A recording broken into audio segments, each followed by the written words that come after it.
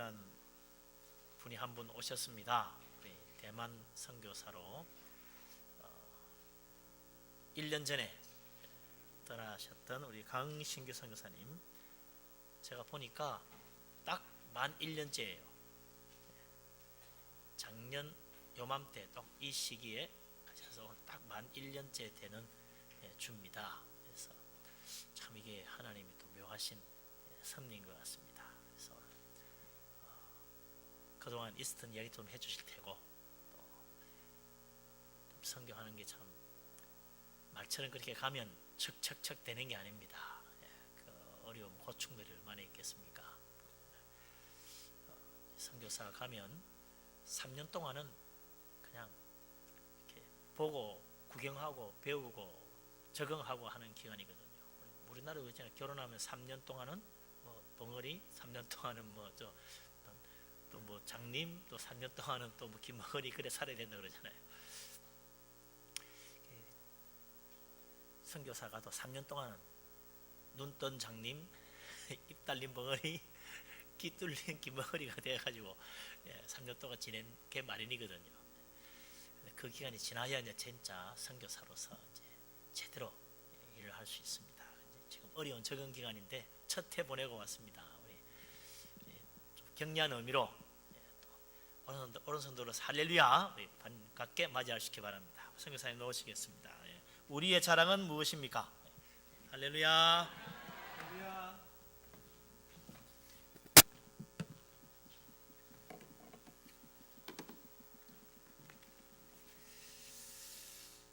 할렐루야. 弟兄姐妹们平安. 예, 할렐루야.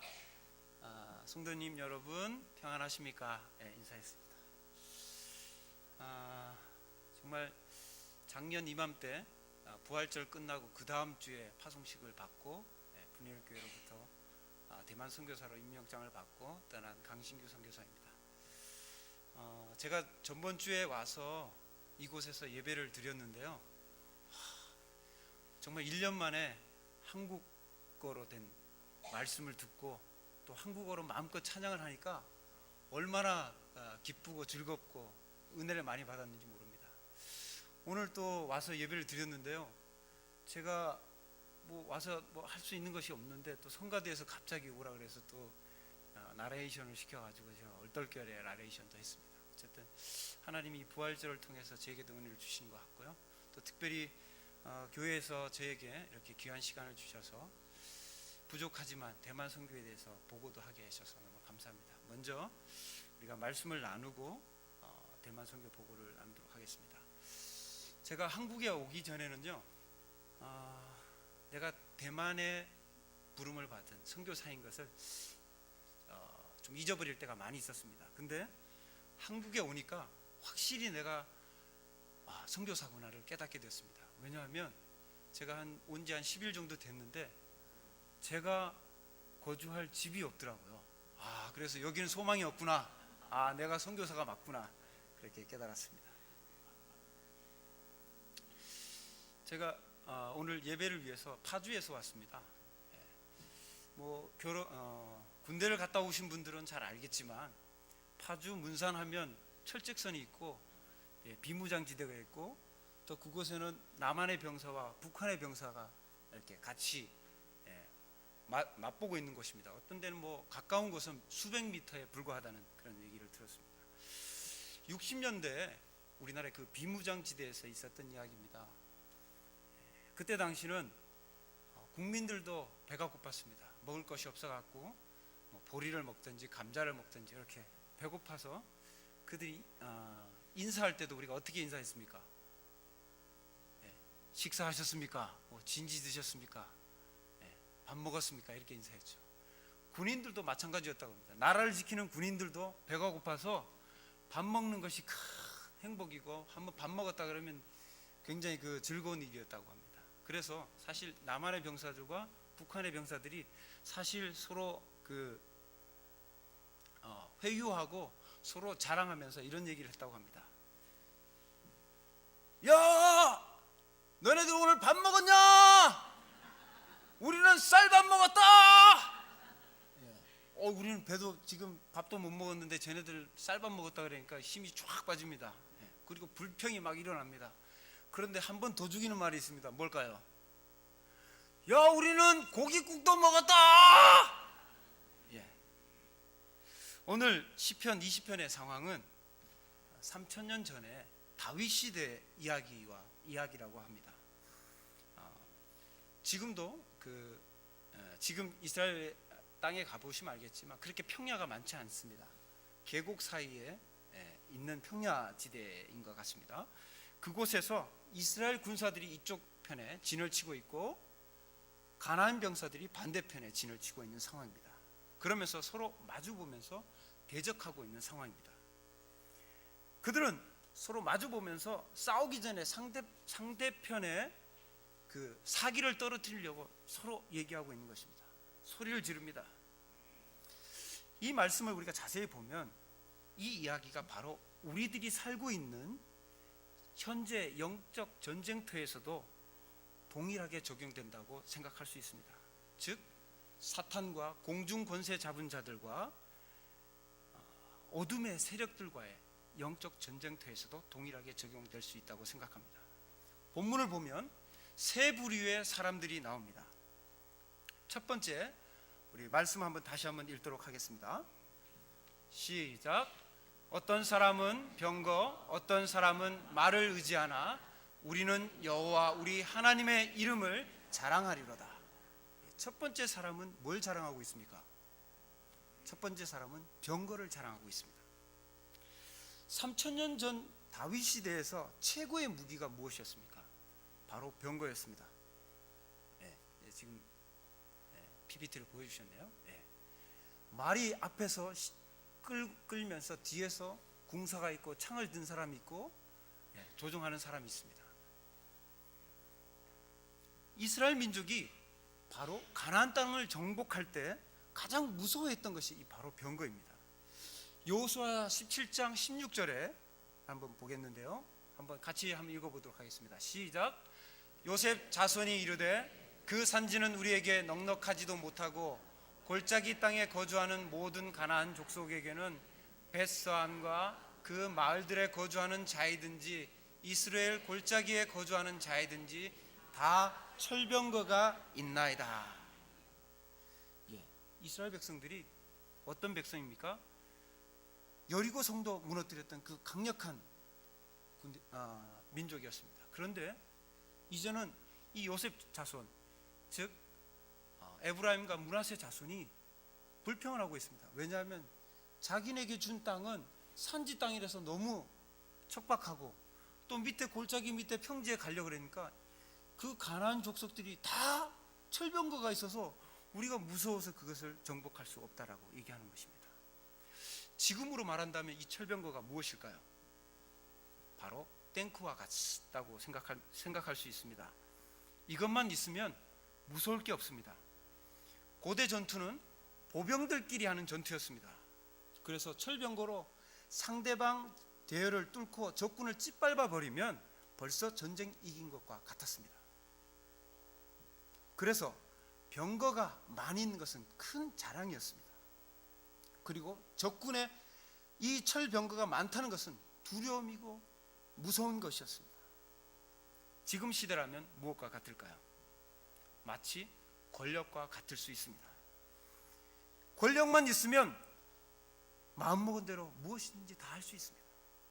없는 것도 만들 수 있고 사람을 죽이고 살릴 수도 있습니다. 그래서 지금도 돈을 싸들고 권력을 얻고자 다니는 사람들이 많이 있습니다. 여러분은 어떻습니까? 여러분도 이것을 쫓아다니십니까? 두 번째 사람들의 부류의 두 번째 사람들을 한번 보겠습니다. 두 번째 사람들은 무엇을 의지합니까? 말씀 한번 보겠습니다. 앞으로요.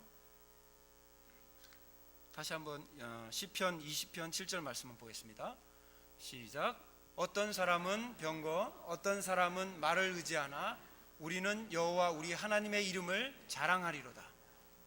첫 번째 사람은 병거를 자랑했습니다. 두 번째 사람은 뭘 자랑했습니까? 말을 자랑했습니다. 말은 크고 힘이 좋습니다. 그래서 앞에 있었던 무거운 철병거를 힘차게 끌고 갈 수 있습니다. 말을 타면 또한 빨리 멀리 달릴 수 있습니다. 그리고 말을 타면 폼이 납니다. 자, 그래서 옛날에 왕들은 반드시 말을 타고 다녔습니다. 그러나 말은 아무나 탈 수 있는 것이 아닙니다. 재력이 없으면 불가능한 것입니다.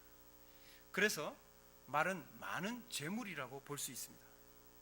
돈만 있으면 뭐든지 할 수 있다는 지금 현재 세상 사람들의 믿음과 같습니다. 실제로 돈만 있으면 무엇이든지 할 수 있다고 믿는 사람들이 많이 있습니다. 그래서 돈 벌기 위해서 혈안이 되어 있습니다. 제가 잠깐 한국에 왔는데 정말 슬픈 비보를 들었습니다. 그것이 바로 세월호 사건입니다. 상식적으로 이해가 되지 않는 그런 사건입니다. 보니까 필요 이상으로 배를 증축해서 무게중심을 올렸습니다. 또 생명과 안전보다 경제성을 더 중시하는 그런 모습을 보았습니다. 사람을 구조하는 것보다 승무원들이 자기 자신의 생명을 더 소중해서 자기가 먼저 탈출하는 그런 장면들을 보았습니다. 이렇듯 세상의 사람들은 돈이 되는 일이면 물불을 가리지 않고 달려들고 또 그것을 위해서 노력하고 있습니다. 여러분들은 어떻습니까? 여러분들도 이 돈이 되는 일을 위해서 여러분들도 쫓아다니고 계십니까? 우리 세 번째 말씀을 보겠습니다. 세 번째 사람들은 무엇을 말합니까? 세 번째 사람들은 제가 읽겠습니다. 우리는 여호와 우리 하나님의 이름을 자랑하리로다.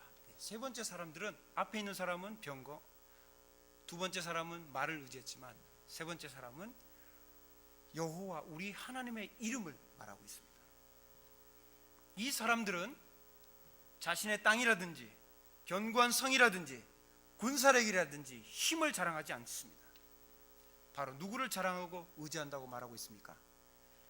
여호와 우리 하나님의 이름을 자랑하고 이름을 얘기하고 있습니다. 이 이름이 바로 우리의 승리요 능력이라고 얘기하고 있습니다. 우리 사무엘상 17장 47절을 보겠는데요. 우리 같이 한번 읽도록 하겠습니다. 시작. 또 여호와의 구원하심이 칼과 창에 있지 아니함을 이 무리에게 알게 하리라. 전쟁은 여호와께 속한 것인즉 그가 너희를 우리 손에 넘기시리라. 이것은 우리가 잘 알고 있는 말씀입니다. 그것은 바로 골리앗 3m 정도 되는 그 완전 무장한 골리앗과 소년이었던 다윗이 싸우는 장면에서 다윗이 고백하는 장면입니다. 다윗은 목동이었지만 목동이었을 때 양을 해치는 사자와 그 짐승들을 손으로 때려잡고 또 물맷돌로 그들을 물리쳤던 그때 하나님이 나와 함께 하셨다는 그 간증이 있었기 때문에 여호와의 이름을 이렇게 골리앗과 싸울 때도 그렇게 믿음의 고백을 할 수 있었던 것입니다. 그런데 이 하나님을 알려면 우리가 제대로 알아야 됩니다. 사도행전 19장 14절부터 16절에 우리가 유대인의 제사장 스게와의 일곱 아들 이야기가 나옵니다. 우리 함께 읽어보도록 하겠습니다. 시작. 유대의 한 제사장 스게와의 일곱 아들도 이 일을 행하더니 악귀가 대답하여 이르되 내가 예수도 알고 바울도 알거니와 너희는 누구냐 하며 악귀 들린 사람이 그들에게 뛰어올라 눌러 이기니 그들이 상하여 벗은 몸으로 그 집에서 그렇습니다. 에베소에서 바울이 놀라운 능력을 행했습니다. 병도 고치고 귀신들도 쫓아냈습니다. 이것을 본 제사장, 유대의 제사장 스게와의 일곱 아들은 이 바울의 병 고치는 기술을 욕심냈습니다. 그래서 흉내를 냈던 것입니다. 내가 바울이 전하는 예수를 의지하여 너희에게 명하노라 얘기했습니다. 예수를 알고자 한 것이 아니라 바울의 병 고치는 기술을 욕심냈기 때문이었습니다. 결과는 어떻게 되었습니까? 악귀 들린 사람이 그들에게 뛰어올라서 내가 예수도 알고 바울도 알지만 너희는 누구냐 하며 괴롭혔습니다. 그들은 온몸이 상하여 벗은 몸으로 도망했습니다. 같은 장 12절에도 보면 바울의 몸에서 손수건이나 앞치마를 가져다가 병든 사람에게 얹으면 병이 떠나가고 악귀가 물러갔다라고 얘기하고 있습니다. 자, 그런데 이것은 누구의 능력으로 이런 일이 일어났습니까? 앞치마를 가져다가 놓은 사람의 능력으로 이렇게 악기나 병이 고쳐졌습니까? 아닙니다. 우리 11절에 답이 나옵니다. 11절 한번 읽어보도록 하겠습니다. 시작. 하나님이 바울의 손으로 놀라운 능력을 행하게 하시니 다시 한번 읽겠습니다. 하나님이 바울의 손으로 놀라운 능력을 행하게 하셨으니. 누가 하셨습니까?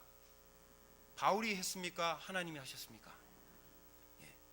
바울의 손을 빌어서 하셨지만 그것을 행하신 분은 하나님이시라는 것입니다.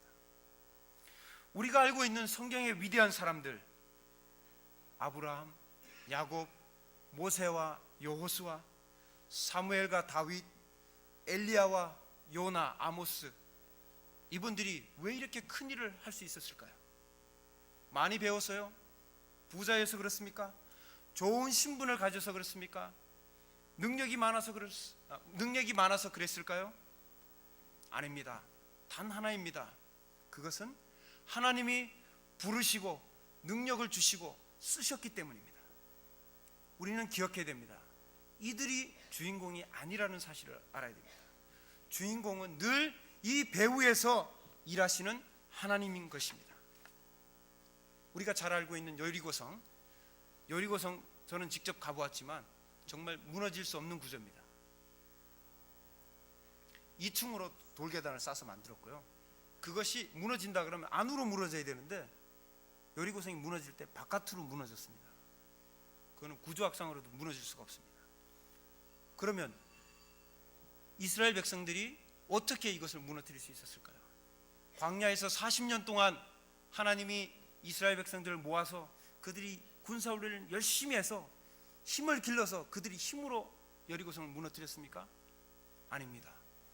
하나님의 명령대로 순종해서 그것을 무너뜨릴 수 있었습니다. 엿새 동안 한 바퀴씩 돌라고 했을 때 엿새 동안 한 바퀴씩 돌았고, 마지막 날 7바퀴 돌라고 했을 때 7바퀴 돌고, 소리치라고 했을 때 소리쳐서 여리고성을 무너뜨렸습니다. 누가 무너뜨렸습니까? 이스라엘 백성이 아니라 하나님이 하신 것입니다. 여러분 삶 가운데도 이런 여리고성과 같이 무너뜨릴 수 없는 어려움이 있을 수 있습니다. 그러나 기억하십시오. 불가능을 가능케 하시는 하나님의 능력을 믿을 때 이런 일이 일어난다는 사실입니다. 때로는 시간이 오래 걸릴 수도 있습니다. 그러나 반드시 하나님이 함께 하시면 반드시 승리할 수 있고 문제들이 해결될 수 있다는 믿음을 가지시길 바랍니다. 저도 마찬가지입니다. 지금으로부터 5년 전에 하나님으로부터 선교에 부르심을 받았습니다. 사실은 중학교 때부터 하나님이 나를 목회자로 인도하시고자 하는 그런 마음을 가졌습니다. 그런데 그때는 하나님, 저는 앞에 서는 게 너무 두렵고 또 목회자, 특히 목사님들의 삶을 보니까 너무 힘드신 것 같고 또 삶이 그때 당시 너무 어려웠어요. 그래서 하나님, 저는 그렇게 살고 싶지 않습니다. 순종하지 못했습니다. 그리고 고등학교 졸업할 때도 진로 때문에 고민을 했었고요. 그때도 목회자의 길을 가야 되지 않나 그렇게 생각했는데 그때도 저는 순종하지 못했습니다. 그래서 저 나름대로 위안을 삼은 것이, 저는 교회에서 장로로 하나님의 일을 잘 돕겠습니다. 목사님을 잘 돕겠습니다. 스스로 위안하면서 대학교에 진학을 했습니다. 그런데 대학교를 졸업할 때쯤 또 하나님이 또 저에게 사인을 주셨습니다. 이제는 내가 너를 목회자의 길로 가기를 원한다. 그런 또 사인을 주셨는데 그때도 저는 순종하지 못했습니다. 그리고 나서 직장 생활을 한 12년 정도 하게 됐는데 만 40살이 될 때 하나님이 저에게 이제 강력하게 이제 선교사로서의 사명을 주시면서 저를 불러주셨습니다. 저는 40년 동안 제 마음대로 살았기 때문에 이제는 하나님, 제가 열심히 하나님의 일을 하며 살겠습니다 하고 결정하고 바로 선교사로 나가려고 했습니다. 저는 선교사 나가겠습니다 하면 나갈 수 있는 줄 알았습니다. 그런데 주변의 말을 들어보고 또 목사님, 우리 구영철 목사님한테 얘기를 해보니까 절대 그러면 안 되고 제대로 준비하고 제대로 공부해서 나가야 된다. 그래서 그래요? 그러면은 신학을 해야 되겠네요. 그래서 제가 또 신학교에 가겠다는 마음을 정했습니다. 그래서 신학교 가겠습니다 하면 신학교 들어갈 수 있는 줄 알았습니다. 그런데 신학교에 문을 두드려 보니까 1년 동안 공부하지 않고는, 최소한 1년 동안 공부하지 않고는 들어갈 수가 없었습니다. 그래서 어쩔 수 없이 시간은 급하고 지금 나이는 들었고 빨리 나가고 싶은데 어쩔 수 없이 1년 동안 공부를 하게 되었습니다. 그리고 신학교에 들어가서 3년 동안 또 신학대학원을 다녀서 4년 동안의 그 시간이 필요했습니다. 직장 생활 하다가 이제 신학교 한다고 이제 공부하고 신학교를 다니니까 경제적인 어려움, 여러 가지 어려움, 그런 것들이 많았습니다. 그러나 힘들고 어려울 때마다 하나님께서 저에게 내 자신에 있는, 내가 가지고 있는 것들을 하나씩 하나씩 내려놓는 훈련을 시켜주셨습니다. 그것들 중에서 내가 가지고 있는 집들, 또 돈들, 내가 그동안 누리고 있었던 것들을 하나님이 내려놓게 하셨습니다. 지금 생각해 보면 참 그것들을 통해서 내가 의지하는 것들을 내려놨을 때 하나님을 더 의지하게 되고, 내가 어려웠을 때 하나님을 더 찾게 되고, 내 소망을 하나님께 두는 그런 귀한 훈련의 시간이었다, 그런 생각이 듭니다. 여러분이 만난 하나님, 특히 우리 여호와 하나님을 어떻게 생각하십니까? 여러분, 우리 하나님이 어떤 분이라고 생각하십니까? 다윗은 여러 가지로 많이 얘기를 했습니다. 하나님이 우리의 치료자요, 반석이요, 위로자이십니다라고 고백했습니다. 또 좋으신 하나님, 승리를 주시는 하나님이라고 얘기했습니다.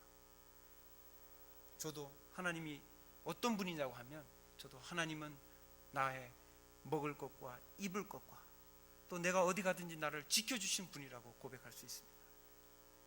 자, 이 하나님, 여러분이 만난 이 하나님, 우리가 신앙생활을 한다고 하지만 이 하나님에 대해서 우리가 분명히 알아야 됩니다. 하나님을 알지 못하고 하나님을 정확히 알지 못할 때는 우리의 신앙이 자랄 수가 없습니다. 올바른 신앙생활을 할 수가 없습니다. 하나님에 대해서 잘 정리해 주는 것이 있는데, 그것은 우리가 예배 때마다 고백하는 사도신경입니다. 우리 사도신경 앞에 있는 거 지금 PPT에 나왔는데 한번 읽어보도록 하겠습니다. 시작. 나는 전능하신 아버지 하나님, 천지의 창조주를 믿습니다. 사도신경 첫 번째 나오는 우리의 믿음의 고백입니다. 여기에 하나님에 대해서, 우리가 믿는 하나님에 대해서 잘 설명하고 있습니다. 세 가지로 설명하고 있는데요, 첫 번째는 전능하신 하나님이라는 사실입니다. 두 번째는 우리의 아빠 아버지, 우리의 아버지 되시는 하나님이라는 것입니다. 세 번째는 우리의 생사하고 우리의 우주 만물, 우리의 모든 것을 만드신 창조주라는 것입니다. 우리는 이 하나님을 올바르게 알고 올바르게 믿어야 되는 것입니다. 여러분 중에 혹시 겨자씨 하시고 사도신경 안 하신 분이 있다면 이 시간을 들어서 부탁드립니다. 사도신경을 꼭 공부하셔야 됩니다. 아셨습니까? 결론입니다. 그럼 우리가 의지하고 믿고 자랑할 것이 무엇인지 한번 보도록 하겠습니다. 그것은 누구일까요? 바로 여호와 우리 하나님이라는 사실입니다. 못하실 것이 없으신 전능하신 분이시라는 것입니다. 친히 우리를 구원하시기 위해 자신의 독생자 예수를 이 땅에 보내주신 분이시라는 것입니다. 우리를 대신하여 자신의 아들을 죽이시기까지 하신 사랑의 아버지십니다. 그러므로 우리는 이제부터라도 세상의 권력, 재물, 외모, 자식 의지할 것이 아니라 오직 여호와 우리 하나님의 이름을 자랑하고 하나님을 의지해야 할 것입니다. 이 여호와 하나님의 이름이 능력이고 승리인 것을 믿으시길 바랍니다. 이 놀라운 복된 소식, 이 복음을 만나는 사람마다 전해야 되는 것입니다. 이것이 우리의 기쁨이요 소망이기 때문입니다. 다시 한번 우리가 외쳐보도록 하겠습니다. 시작. 어떤 사람은 병거, 어떤 사람은 말을 의지하나 우리는 여호와 우리 하나님의 이름을 자랑하리로다. 다시 한번요. 우리는 여호와 우리 하나님의 이름을 자랑하리로다. 할렐루야. 아멘. 사실 사역 보고를 하라 그래서 생각은 했지만 사실 담임 목사님 얘기했지만 1년 동안 특별히 한 것이 없어서 참 부끄럽습니다. 그렇지만 이렇게 시간을 주셨기 때문에 부족하지만 보고를 드리도록 하겠습니다.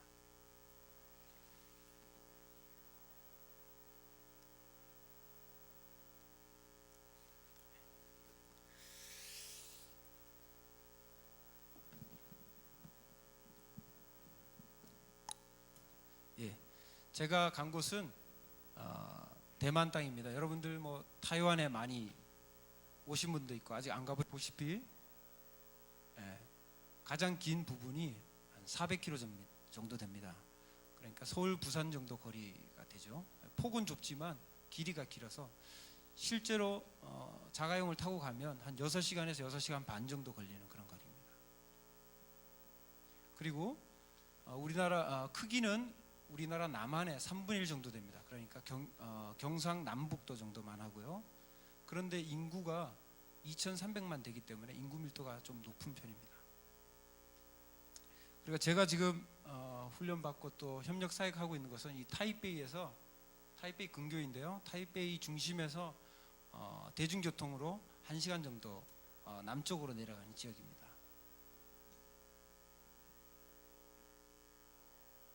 밑에 지금 흐린데요. 빨간 바탕에 파란색으로 있고 가운데 해처럼 있고요. 12개의 빛 모양이 있는데 이것이 타이완의 국기입니다.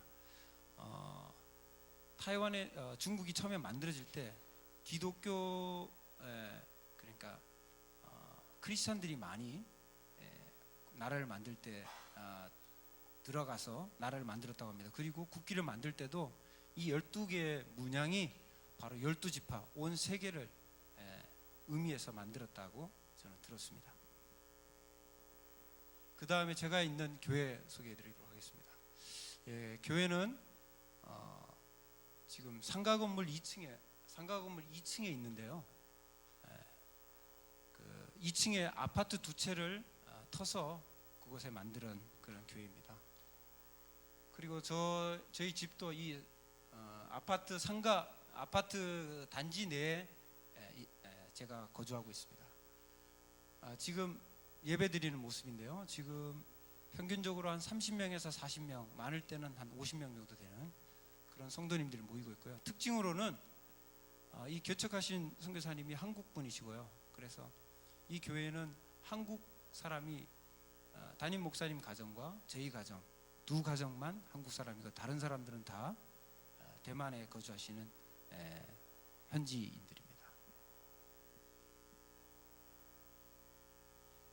그리고 밑에서 보시면 알겠지만 굉장히 좀 높은 곳입니다. 해발 200m 정도이고요. 더운 지방에 여러분 가보시면 알겠지만 더운 지방은 높은 데 사시는 분들이 좀 더 생활 수준이 좀 높으신 분들입니다. 그래서 높은 곳에 200m 정도 되는 곳에 마을이 형성되어 있고요. 그래서 여름엔 좀 시원하고 공기도 좋습니다. 그런데 여름이 되면 실제로 살아보면 알겠지만 여름에 엄청 덥습니다. 산이라도. 그 다음입니다. 그동안 1년 동안 제가 생활을 하게 됐는데요. 여러 가지 경험을 많이 했습니다. 특별히 좀 기억나는 것, 제가 기도 편지에도 적어 보냈지만 이쪽 장면인데요. 이게 뭐냐면 부적을 떼는 장면입니다. 교회 앞에 부동산들이 몇 개 있는데 그 중에 한 개의 부동산이 처음에 자기네들이 부동산을 만들 때 윈도의 그 앞에다가 이 부적을 붙였습니다. 우리에게 이 장사가 잘 되게 해주십시오 해서 부적을 붙여놨는데 이것이 이제 시간이 지나다 보니까 이게 미관상 안 좋잖아요. 그러니까 이걸 떼고 싶어요. 그런데 이 부적에 만약 이 부적을 떼게 되면 이 부적의 신이 나를 해할까봐 그게 두려워서 그걸 못 떼는 겁니다.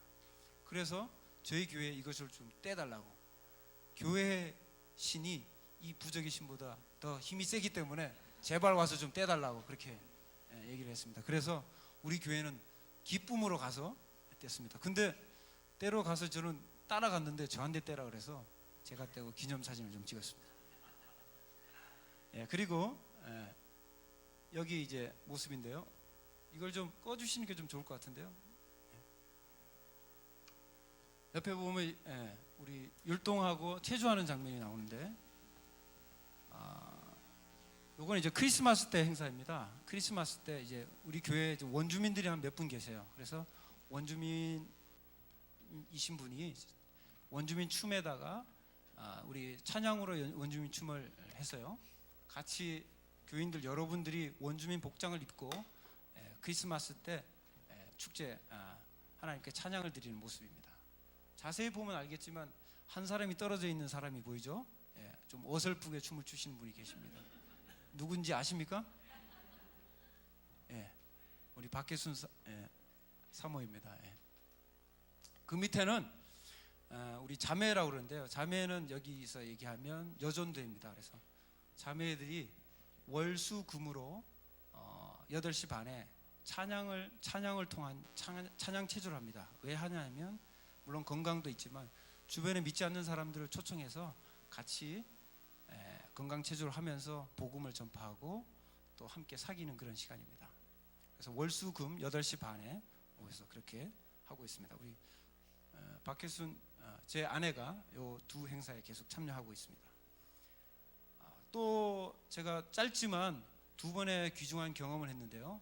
하나는 결혼식이고, 또 결혼식을 하면 반드시 장례식을 한번 들어가 봐야 되잖아요. 그래서 제가 결혼식 2번을 가봤고요. 장례식도 2번을 참석해 봤습니다. 결혼식은 한국 결혼식이랑 좀 그렇게 틀린 건 없는데요. 복장도 이제 서양식으로 다 바뀌었고, 그런데 두 가지가 뭐냐면, 한 번은 교회나 절이라든지 그런 사원에서 한번 하고요. 그 다음에 장소를 바꿔서 피로연을 다른 곳에서 합니다. 그래서 2번에 걸쳐서 하게 되는데요. 두 번을 가게 되는데, 한 번은 원주민이 사는 마을에서 결혼식에 한번 참여해봤고, 한 번은 도시의 중상층에 있는 사람이 결혼식을 하는 장면을 가봤습니다. 이쪽이 원주민들이 하는 것입니다. 이제 피로연인데요. 밖에 길에다가 천막을 길게 치고 거기에 상을 차려놓고 인사하고 그런 장면이었습니다. 오른쪽은 약간 좀 있어 보이죠? 호텔에서 하더라고요. 굉장히 성대하게 하는 모습을 보았습니다. 밑에는 결혼식 전에 저희 교회에서 결혼하는 장면이었습니다. 교회에서 하기 때문에 특별하게 틀린 건 없었고요. 무엇보다 이제 요즘도 우리나라도 그렇던데 신랑 신부가 자신의 얘기들을 직접 발표하는 그런 시간들이 있었습니다. 저는 이때가 한 3, 4개월 정도밖에 안 됐는데, 제가 노래를 한다는 이유로 여기 있는 여자 전도사님과 함께 그 결혼 축가를 불렀습니다. 무슨 내용인지 모르고 불렀습니다. 장례식입니다. 장례식도 참 우리나라하고 약간 다른 게 있었는데요. 여기 이렇게 앞에 꽃을 하고 영정사진을 놓고요. 요 뒤에 관이 있습니다. 관을 직접 놓고 진행을 하더라고요. 우리나라 같으면 돌아가시면 3일장이나 5일장을 하지만 이 사람들은 대리교여서 그런지 10일, 20일, 30일, 40일 더 오래 놔두는 경우도 있습니다. 이분은 한 40일 정도 40일 지나서야 이제 장례식이 마무리됐었는데요. 그것도 한 번에 하는 것이 아니라 3번에 걸쳐서 했습니다. 한 번은 화장하기 전에 예식을 한번 했었고요. 두 번째는 그 화장한 걸 가지고 다른 곳에 묻기 전에 다른 지역에 가서 다른 교회에 가서 한번 또 예식을 했고, 또 이 고인이 자기는 땅에도 묻어주지만 바다에도 뿌려달라. 그래서 여러분들 해보신 적 있을지 모르겠지만 바다장입니다. 해장도 해봤습니다. 그런데 그래서 3번에 걸쳐서 교인들과 또 우리 목회자들이 가게 됐는데요. 이때 좀 에피소드가 있습니다. 뭐냐면 바다에 나갔는데요. 우리 구명조끼를 다 입고 바다에 나갔는데 부두에서 나가니까 풍랑이 세다고 한참을 가다가 다시 돌아왔습니다. 그리고 다음에 하겠다 그래가지고 3일 후에 또 갔습니다. 여기를 3일 동안 계속 장례하고 앞에도 다른 사건이 있었는데 또 오래니까 어쩔 수 없이 갔습니다. 제 아내도 갔는데 제 아내가 완전히 이제 힘이 빠지고 배는 타긴 탔는데 한 20-30분 나가야 되니까 그때부터 그냥 의자에 누워가지고 해장할 때 일어나지를 못했습니다. 굉장히 그 의미 깊었었고요. 아, 이렇게 하는구나. 여기 30년 된 선교사님도 처음 해봤다고 했습니다. 저는 좋은 경험이었습니다. 그리고 한 분 다른 이때는 사진을 못 찍었는데 이때는 좀 사진을 찍었습니다. 이게 뭐냐면 우리는 관을 볼 수가 없잖아요. 근데 여기는 관을 이렇게 뚜껑을 열어놓고 안에 화장을 하고 생전의 고인의 모습을 보고 사람들이 헌화할 수 있도록 그렇게 합니다. 그 다음요. 그리고 또 정말 이건 저에게 색다른 경험인데요. 한국에 있는 그 그레이스 오케스트라라고 한 교회에서 오케스트라를 조직해서 선교를 하는 그런 팀들이 있습니다. 그 선교팀들이 작년에 대만에 와서 선교를 했습니다. 1부는 오케스트라 연주를 하고 2부는 뮤지컬 배우와 함께 맞춰서 그런 공연을 했었는데요. 대만 사람들이 그것이 너무 좋아서 올해도 다시 해주셔서 대만 사람들이 이 사람들을 2번째로 초청을 했습니다. 근데 그 초청한 그 인원이 몇 명이냐면 96명이었습니다. 이 뮤지컬 배우하고 그 다음에 오케스트라 멤버들. 그 96명을 제가 지금 협력하고 있는 교회에서 주관하게 됐는데요. 정말 색다른 경험이었습니다. 이분들이 96명을 재우고 또 먹이고 또 그들 스케줄 관리하고 이동시키고 또 전국 5군데 공연장에 공연을 하게 되는 그런 좋은 경험을 해보게 되었습니다. 이 장면은 타이베이에서 이제 마지막 날 한 건데요. 국제회의당이 있습니다. 이 장소가 얼마나 크냐면 3,100석입니다. 이제까지 기독교에서 행사를 잘 하지도 않을 뿐더러 이 자리를 채워본 적이 없다고 합니다. 그런데 이 행사를 할 때 3,100석을 채웠습니다. 그리고 이 행사를 한 이유가 믿지 않는 이웃들 또 가족들 중에서 아직 예수님을 모르는 사람들을 초청해서 이것을 듣게 하는 거였습니다. 굉장히 반응이 좋았습니다.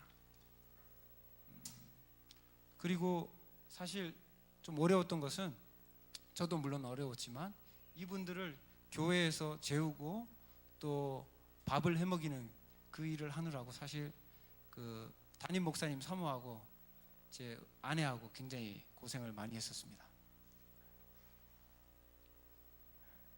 그 다음요. 그리고 제가 대만에 가게 돼서 이제 그 협력하는 교회에 가보게 되니까 중고등부가 없더라고요.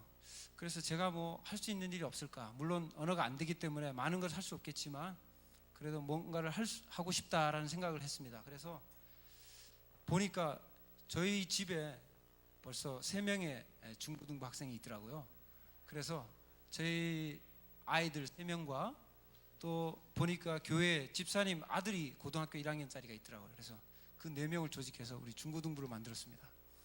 그래서 지금 여기 있는 장면이 이제 인원수가 늘어나서 7명이 됐을 때입니다. 그래서 뭐 말이 필요 없는 게 뭡니까? 게임하는 거지 않습니까? 그래서 성경 인물 카드를 가지고 이렇게 게임하는 장면이고요. 그 다음에 말이 잘 안 되지만 할 수 있는 것이 뭘까? 같이 노래하고 찬양하는 것이다. 그래서 중고등부를 중심으로 찬양단을 만들었습니다. 그래서 찬양단 연습을 하는 장면입니다. 이제 찬양단을 조직해서 연습을 하니까 교회에서 요청이 왔습니다. 주일 예배 때 한 달에 한 번씩 찬양을 좀 인도해 달라고. 그 소리를 들었는데 저는 기뻤습니다. 그런데 제 내심 언어가 되지 않기 때문에 이거 한 달에 한 번 하다가 아무것도 못 하겠다. 그래서 제발 좀 2달에 한 번씩만 하게 해달라고 해서 지금 2달에 한 번씩 찬양을 인도하고 있습니다. 그리고 제가 기타를 친다는 것을 알고 그 교회 그 형제 자매님 중에서 기타를 배우시고 싶다는 분들이 있어서 이분들 2분에게 지금 기타를 가르치고 있습니다. 이분들은 제가 교회에 있다는 사실만 알면 달려와가지고 기타를 배우시는 그런 열정적인 분들이십니다. 그리고 또 한 가지 또 저도 참 반신반의하는데요. 저는 한국에서 우쿨렐라를 쳐본 적이 없습니다. 지금 이 교실은 우쿨렐라 교실입니다. 이분들이 우쿨렐라를 사놓고 우쿨렐라를 배우고 싶은데 이 높은 산까지 와서 우쿨렐라를 가르쳐 줄 사람이 없답니다. 그래서 저한테 우쿨렐라를 제발 좀 가르쳐 달라는 것입니다. 그래서 어떻게 했겠습니까? 제가 우쿨렐라를 사서 배워서 이분들에게 가르쳐 주고 있습니다. 한 4개월 정도 됐는데요. 이분들이 처음으로 예배 때 찬양을 했고 너무 기뻐서 밖에 야외에 나가서 기념 찬양한 모습입니다. 이제 거의 다 됐는데요. 저희 자녀들이 어떻게 잘 지내고 있는지 궁금해하시는 분들이 많아서 제가 좀 준비했습니다. 제 아이들이 이제 첫째고 둘째, 셋째, 넷째입니다. 대만도 중고등학생들이 이제 교복을 입는 건 우리나라와 같습니다. 근데 또 특징인 것은 초등학생들도 교복을 입습니다. 우리가 성현이 모습인데요. 초등학생들도 하복, 동복, 체육복 다, 그리고 어떤 심한 학교는 신발하고 가방까지 다 지정해 줍니다. 그래서 다 똑같습니다, 아이들이. 그리고 저희들이 이제 4월 중순쯤에 이제 대만에 도착했는데 가장 문제가 이제 아이들 학교 보내는 것이 문제였습니다. 저희들은 이제 현지 학교에 보내기로 생각을 하고 이제 현지 학교를 찾고 있었는데 다행히 초등학생 우리 넷째와 셋째 윤지와 성현이는 초등학교에서 흔쾌히 받아줘서 들어갈 수 있었습니다. 이제 들어갈 때 좀 고민이 됐는데 왜냐하면 대만은 한국하고 우리가 학기가 좀 틀립니다. 9월 학기에 이제 학년이 시작되기 때문에 애들이 지금 3학년 1학기 1개월 다니고 6학년 1학기 1개월 다녔는데 아이들을 낮춰서 보내야 될지 6개월 낮춰서 보내야 될지 6개월 높여서 보낼지 고민이 됐는데 주변에서 얘기해 준 게 어차피 모르는 거 6개월 낮추지 말고 높여서 가라.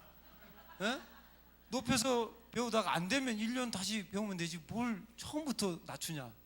듣고 보니까 그게 지혜로운 말이더라고요. 그래서 6개월을 높여서 보냈습니다. 그랬더니 문제가 이 윤지가 6학년 1학기 1개월만 다녔는데 6학년 2학기 2개월도 안 돼서 졸업을 하게 됐습니다. 말도 안 되는데 이제 중학교에 들어가게 됐기 때문에 굉장히 좀 문제가 됐었는데요. 중학교에 들어간 모습입니다. 교탁이 우리나라처럼 뭐 플라스틱이 되고 이게 철로 된 게 아니라 다 나무로 돼 있더라고요. 자, 근데 자세히 보면 우리 윤지가 여기 있는데 뭔가 좀 다른 게 있죠. 뭐가 다릅니까? 다른 사람은 노란 교복을 다 입는데 혼자 초록색 체육복을 입고 있습니다. 왜 그랬을까요? 여기는요 요일별로 교복을 입는 날, 체육복을 입는 날, 사복을 입는 날 정해져 있습니다. 선생님이 앞에서 얘기했겠죠. 내일은 교복을 입고 와라. 윤지가 그걸 잘 알아들었을까요? 무슨 말인지 몰라갖고 자기 마음대로 이제 혼자만 튀게 체육복을 입고 갔습니다.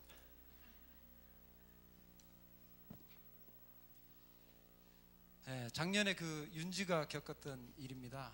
우리들도 뭐 충분히 예상했지만 겪고 나니까 참 마음이 아프더라고요. 뭐냐면 윤지가 이제 초등학교 말도 안 될 때입니다.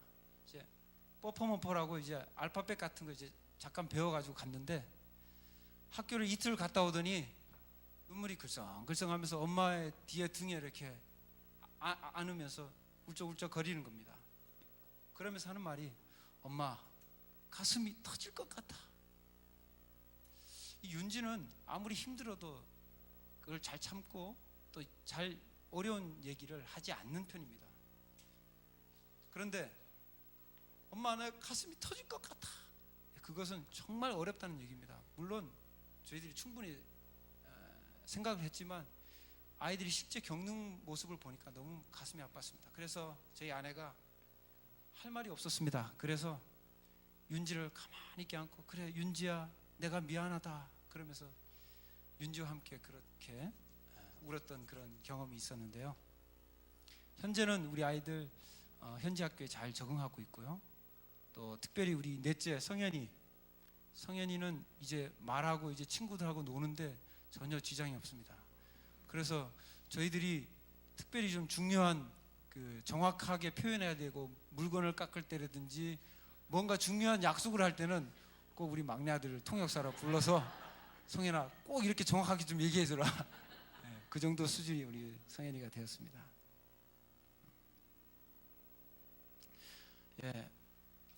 그리고 이제 우리 아이들 제가 목표가 아이들에게 하나씩 악기를 가르친다는 것이 목표였는데요. 그래서 우리 아이들이 이제 하나씩 악기를 잘 합니다. 그래서 악기를 잘한다는 소식을 듣고 교회에서 또 요청이 왔습니다. 주일날 특송을 한 가지씩 해달라. 그래서 우리 아이들이 주일날 한 달에 한 번씩 주일 예배 때 특송하는 장면이고요. 이걸 알고는 주변에 좀 한 30분 떨어져 있는 곳인데 거기에서 집회 때 한번 특송을 해달라 그래서 한번 집회 때 영문교회에 가서 했던 장면입니다. 그리고 우리 솔지인데요.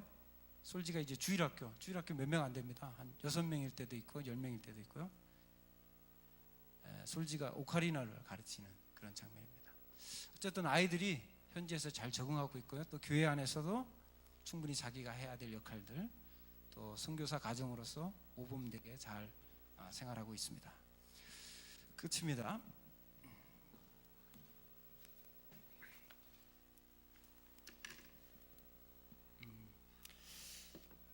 이제 1년이 다 돼가고요. 앞으로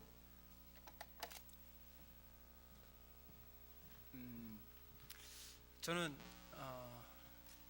단기적으로 사역할 것이 아니라 대만에서 열매를 보고 싶은 그런 마음이 있습니다. 그래서 뭐 5년, 10년 있을 것이 아니고 제 생각은 한 20년 그곳에서 장기적으로 사역할 계획입니다. 여러분들의 기도가 필요한데요.